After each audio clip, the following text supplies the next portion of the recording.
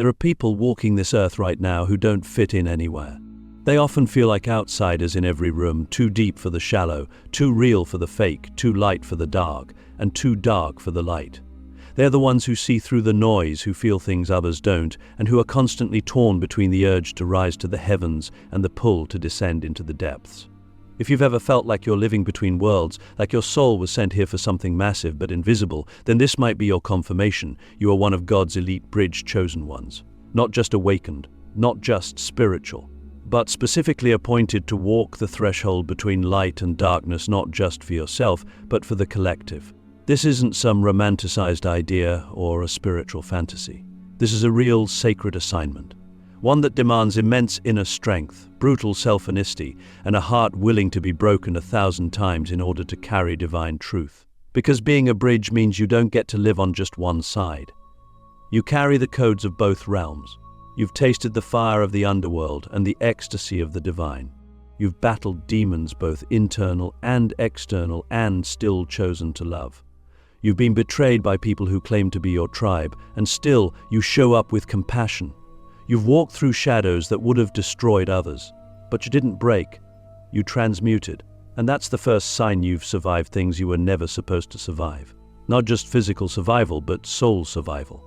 Your essence should have been erased by the trauma, the loss, the heartbreak, the confusion. But something deeper kept you afloat. That something is your divine contract. You're still here not because you're lucky, but because you're chosen.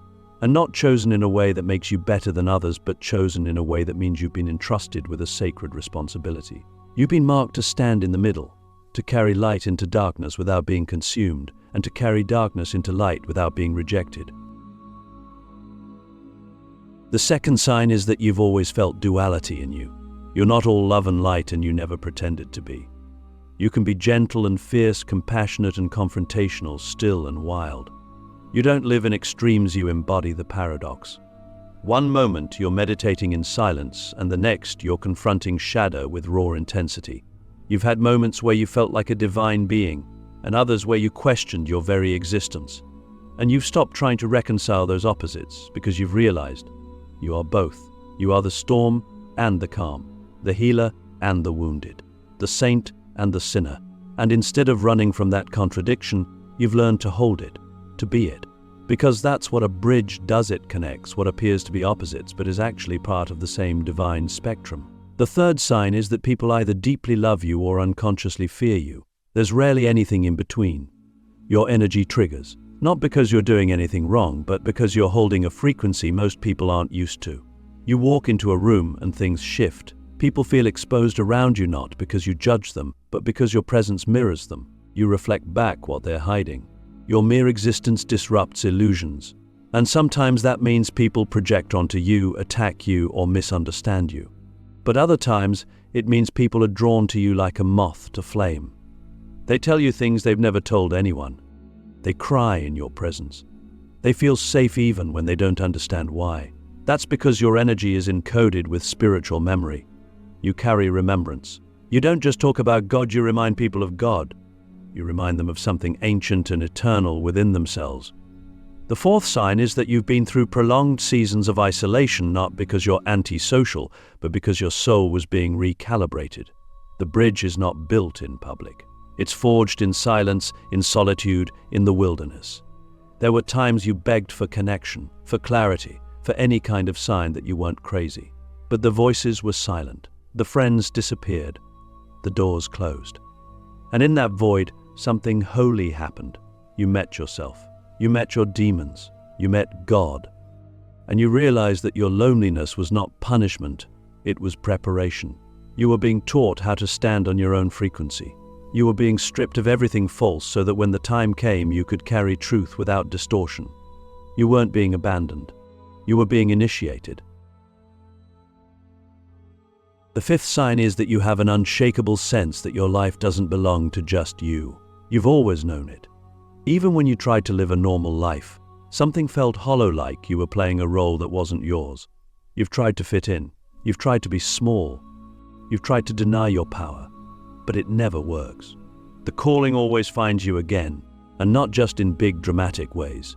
Sometimes it's in the quiet moments, the dreams that won't leave you alone, the random strangers who share their soul with you, the synchronicities that feel too precise to be random. Your life keeps whispering, you were made for more. And not more in the material sense, but more in the sacred sense. There's a mission encoded in your bones. You are here to build bridges between worlds, between people, between timelines. And that mission refuses to shut up. The sixth sign is your sensitivity. You feel everything. The pain in the collective, the tension in a room, the unspoken words in someone's heart. For a long time you saw this as a weakness. Maybe you even shut it down. But now you're starting to realize this sensitivity is not a flaw, it's your superpower. It's how you read energy. It's how you navigate dimensions. It's how you know what's true without needing proof. You are not too sensitive. You are finely tuned. You are designed this way because your role as a bridge requires deep perception. You're not just seeing the surface, you're reading the soul. And the seventh sign. You've already faced the choice, light or dark, and you chose neither. You chose integration. You didn't abandon your humanity to chase the light. You didn't surrender to your wounds and glorify the dark. You chose to become whole, to honor both, to walk the razor's edge where transformation happens. That's what makes you elite, not because you're better, but because you're willing. Willing to stand where most people flee, willing to hold the tension without collapsing, willing to bring heaven and hell into harmony through your being. So now I ask you, what if nothing in your life has been random? What if every wound, every delay, every betrayal was shaping you to become this bridge? What if the very things you thought disqualified you were actually your credentials? Click subscribe to this channel to get more profound spiritual lesson. If you are truly one of God's elite bridge chosen ones, then you already know this truth, even if you haven't found the words for it yet. Before you can carry divine power, you must be broken open. Not broken in the way the world defines it, shattered and discarded, but broken in the way sacred vessels are shattered to be remade stronger. Fire is not your enemy. Fire is your initiation, and it never comes gently. It arrives as betrayal, abandonment, loss, humiliation, confusion, the kind of experiences that strip you of every identity you once clung to. Why? Because power in the hands of an untested soul will always become corrupted. God doesn't give real spiritual authority to those who haven't been dismantled by love. And so, if your life has taken you through the furnace, if you've had everything you thought was solid ripped away, if you've prayed with tears in your eyes and silence on the other side, it's not because you've been forgotten, it's because you're being forged. The reason so many chosen ones suffer in silence is because we don't yet realize that the fire is sacred. We think something is wrong.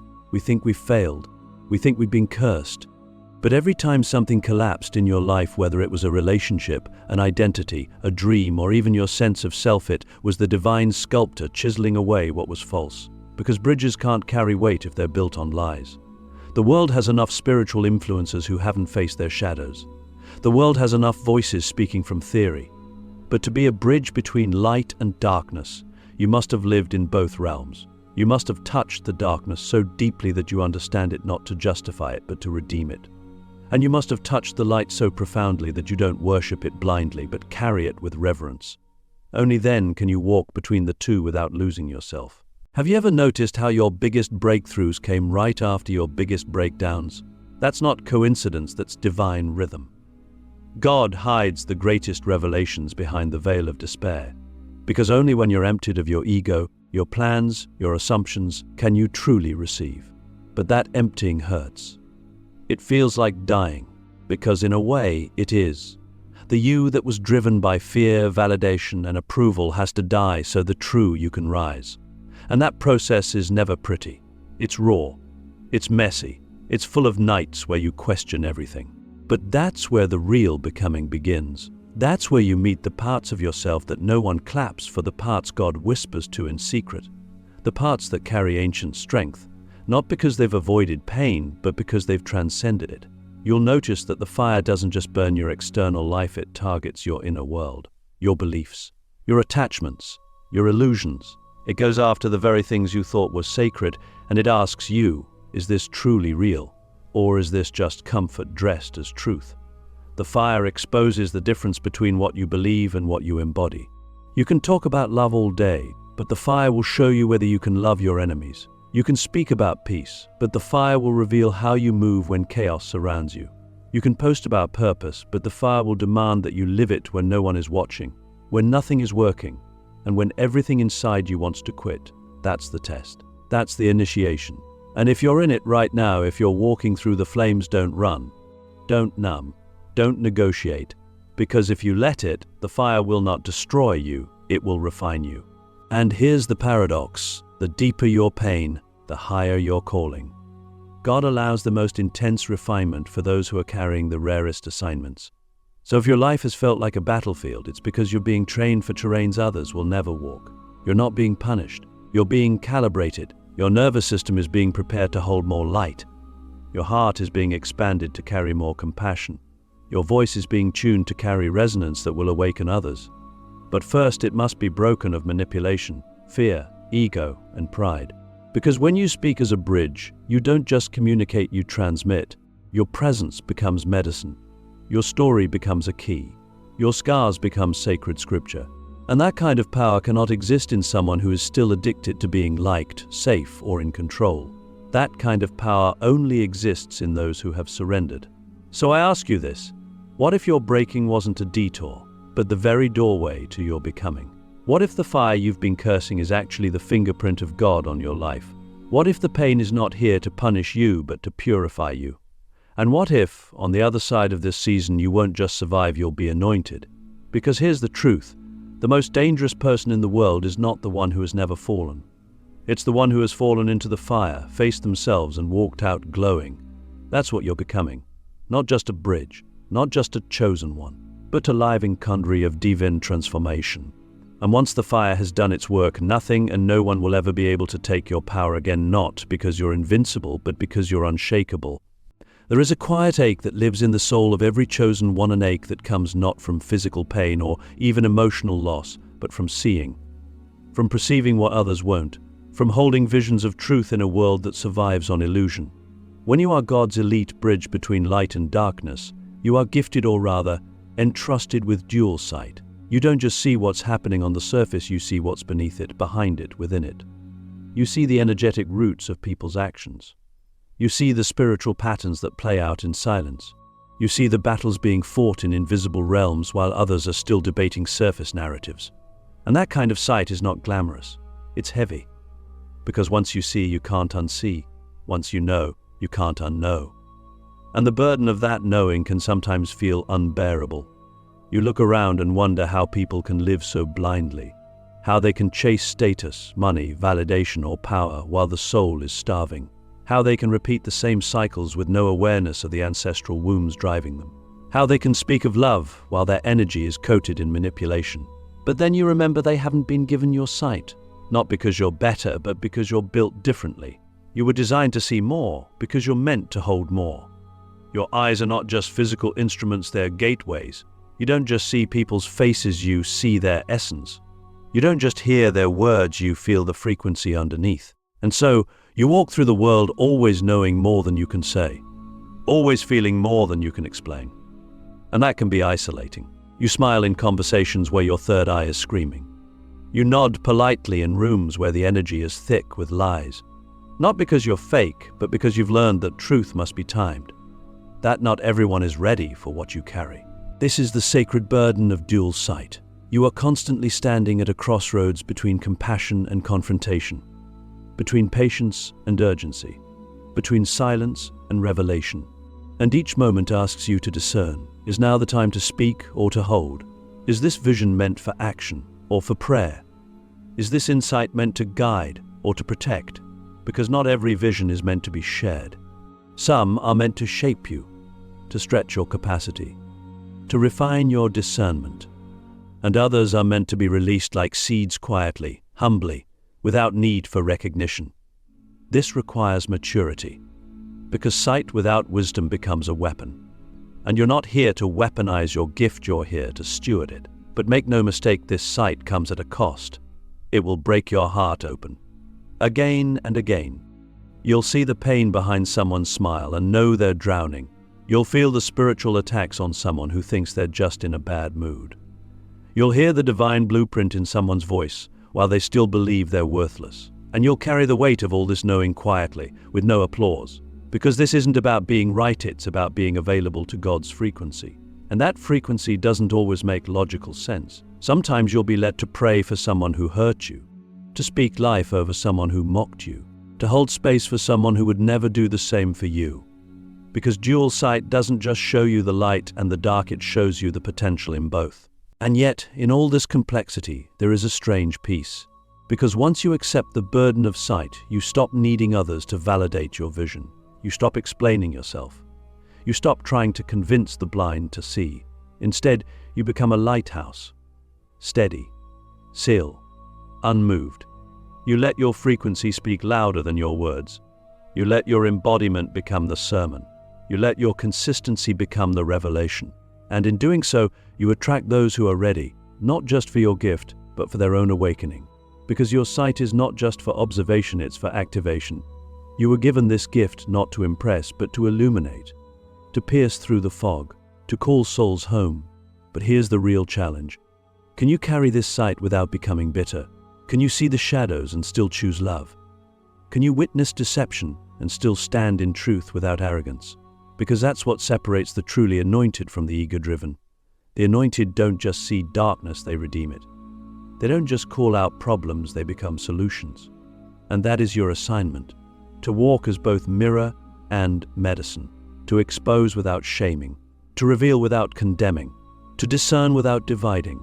Because the bridge doesn't just see both sides, it honors both sides while holding space for transformation. So I ask you, what if your sight is not a curse, but a calling? What if your sensitivity is not weakness, but spiritual technology? What if your perception is not too much, but exactly what this world needs? And what if, instead of shrinking to fit into a blind world, you chose to stand tall as a seer in service to divine truth? There comes a time when the training ends, when the wilderness has done its work, when the fire has refined every layer, when the silence has seeded wisdom so deep it no longer needs words. That time is now. If you are one of God's elite bridge chosen ones, you're not just here to see, feel, and understand, you're here to embody. To become, to stop waiting for permission and realize that you are the permission. You are the portal, the living, breathing threshold between what was and what will be. You are the walking evidence that it's possible to hold both heaven and earth in one vessel, that it's possible to be fully human and fully divine at the same time.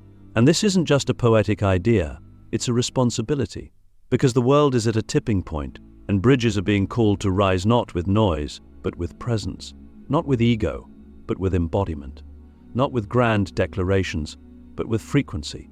You've been prepared for this moment your entire life. Every betrayal, every dark night, every season of solitude was a rehearsal for this final assignment. It's time to stop seeing your sensitivity as a glitch and claim it as your divine interface. It's time to stop hiding your wisdom behind humble silence and start offering it, unapologetically. It's time to stop playing small in the name of spiritual modesty and realize that true humility is serving fully with what you've been given. You were not chosen to be hidden forever. You were chosen to demonstrate what alignment looks like in motion, to show the world what it means to walk in truth, to love without condition, to create with intention, and to heal without hierarchy. You are not here to escape this world, you are here to shift it. But the final assignment isn't about doing more, it's about being more. And being, in this context, means holding a frequency so pure, so rooted, so anchored in truth, that it naturally disrupts distortion. When people come near you, they should feel clarity. Not because you told them what to do, but because your energy revealed what they already knew. When you speak, it shouldn't be to impress, it should be to remind, to awaken, to activate memory in those who have forgotten who they are. Your life is the sermon now. Your decisions are the message. Your integrity is the prophecy fulfilled in real time. And this can't be faked. The final assignment requires wholeness, not perfection, but integration. You must be what you say.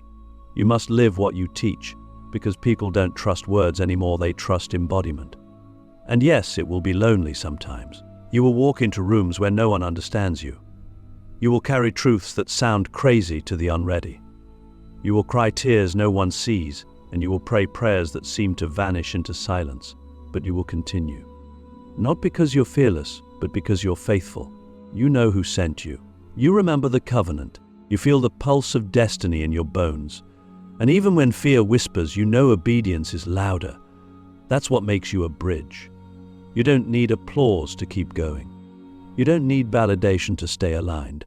You are moved by something deeper, by the whisper of God in your spirit that says, now, it's time. So this is the moment. The world is not waiting for another guru, another influencer, or another self-proclaimed prophet. The world is waiting for you.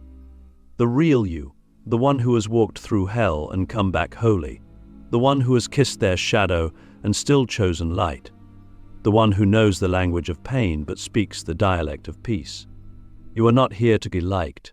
You are here to be light. And light doesn't negotiate with darkness, it simply shines. You are the bridge now. Between timelines, between realms, between hearts. Your breath is sacred. Your presence is prophecy. And your life, every part of it, is a living portal through which God is awakening humanity one soul at a time. So I'll ask you, one last time, what are you still waiting for? The world is burning. The veils are lifting. The illusions are collapsing. And God is not sending someone else. He already sent you.